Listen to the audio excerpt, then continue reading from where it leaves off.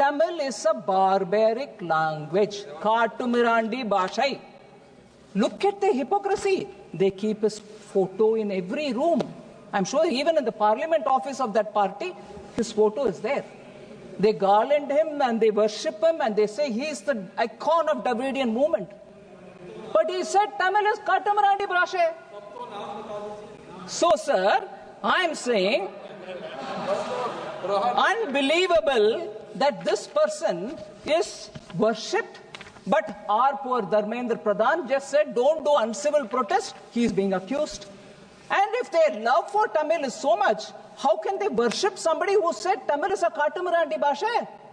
மும்மொழி கொள்கையை உள்ளடக்கிய ஒன்றிய அரசின் புதிய கல்விக் கொள்கையினை தமிழ்நாடு ஏற்றுக்கொள்ளாததால் ஏற்கனவே ஒப்புதல் வழங்கிய நிலையிலும் 2152 கோடி ரூபாயை ஒன்றிய அரசு தமிழ்நாட்டிற்கு விடுவிக்காமல் வஞ்சித்துள்ளது என்பதை இம்மாமன்ற உறுப்பினர்கள் நன்கு அறிவார்கள். ஒன்றிய அரசு தமிழ்நாட்டுக்கு உரிய நிதியை விடுவிக்காவிட்டாலும் மாணவர் நலன் கருதி அரசு பள்ளி மாணவர்களின் கல்வி ஒரு துளியேனும் பாதிக்கப்படக்கூடாது என்பதற்காக ஆசிரியரின் ஊதியம் உள்ளிட்ட அத்திட்டங்களுக்குரிய நிதியை மாநில அரசே தனது சொந்த நிதி ஆதாரங்களில் இருந்து விடுவித்துள்ளது.